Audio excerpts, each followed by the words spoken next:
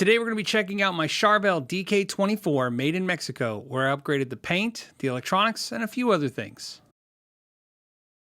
This is was a standard made in Mexico Charvel DK24 in black. So you can find that model anywhere. That's where this guitar's life started. Now the first modification I did is I blocked the tremolo. Now you can see right there, it's just a piece of wood. I had it down in the shop, I cut it, I put it there. It works great. And it was free. Why did I do this? Well, I wanted to be able to easily tune the E to D if I wanted to, or tune the entire guitar down one full step without adjusting the springs. I did remove the string tree, the center one that was on the D and the G string. I found that string tree was causing a binding issue, even when recutting the nut, which I did, and it's made a huge difference. Okay, so the block on the tremolo, which means the bridge cannot go back, it only goes forward, and removing the string tree, obviously I just polished the nut slots a little bit, added a little lubricant, and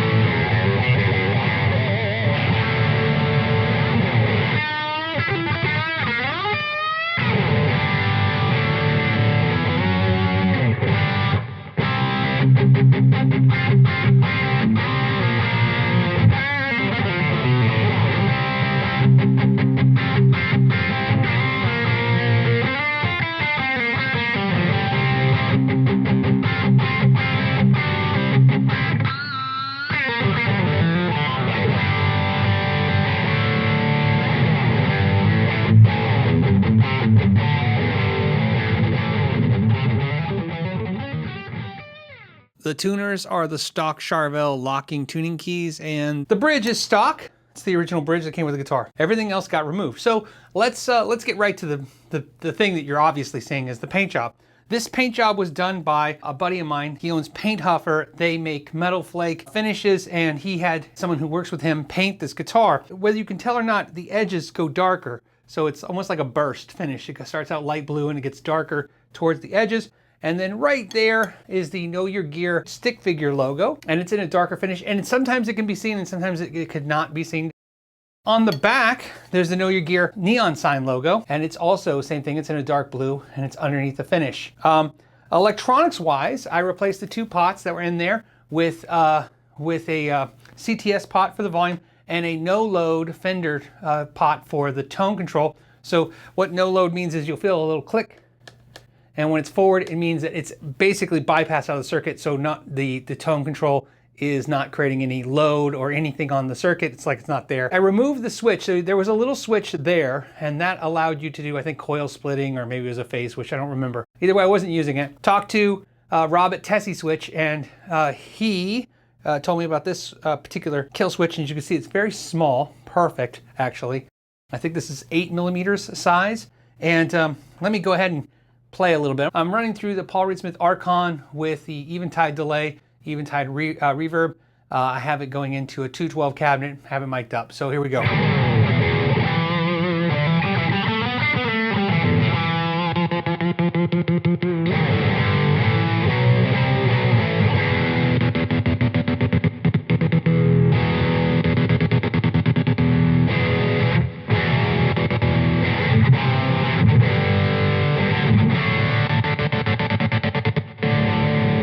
Pretty cool.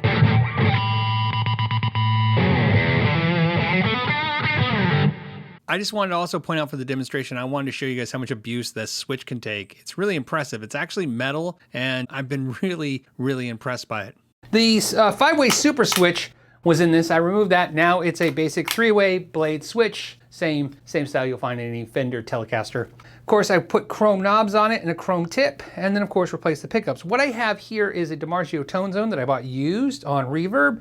And I like that pickup, especially I thought this guitar was a little bright, and they originally had the Duncan distortions in them, I think, is what it had. Something like full shreds. Sorry, dual Duncan full shreds.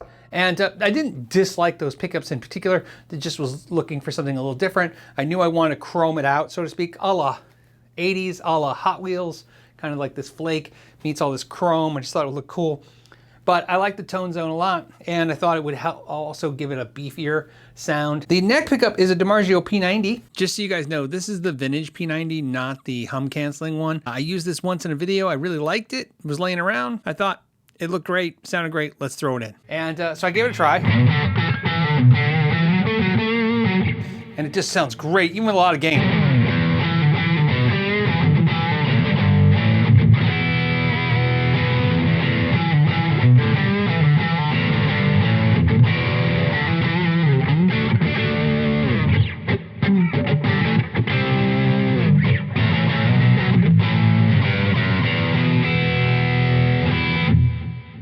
I wanted that P90 to have a single coil vibe. I wanted the tone control to kind of choke it down.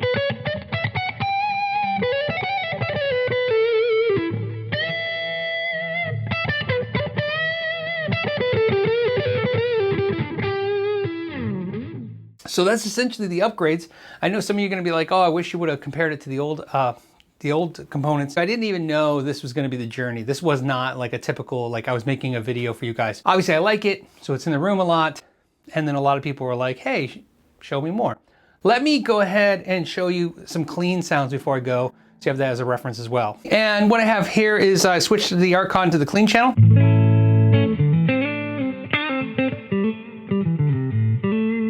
I have the Eventide reverb pedal.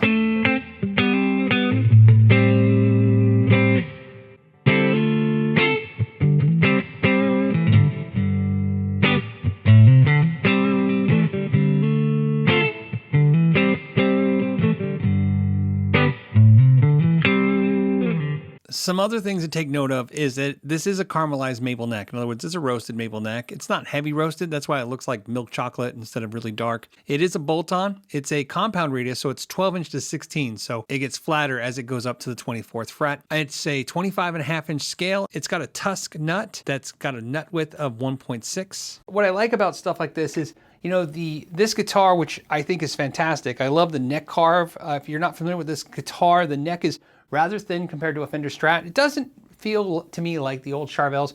Kind of feels thicker than an Ibanez, kind of super thin neck, but just a little thicker than that and a little thinner than a really thin 60s Fender neck, you know, if you felt those thinner Fender necks. It's just an all-around good guitar. The only complaint I've seen is a lot of people have said, you know, they had trouble keeping them in tune. My first one did not have that issue at all, so you know, it stayed in tune beautifully. This one had it a little bit more problematic than the first one. That's not why I blocked the bridge. I blocked the bridge because I just didn't want it to pull back. I didn't want that option because I want to be able to drop D and down tune this to D. In other words, a full step down.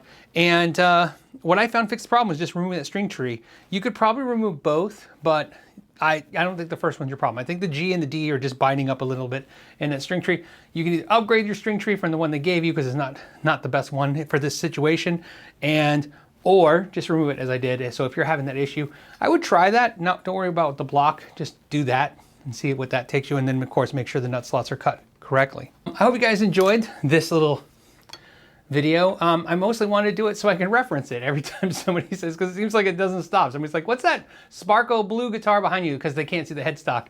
I can now say, hey, check this video out, and I'll go through it for you. All right. As always, guys, I want to thank you so much for your time. To the next time, know your gear.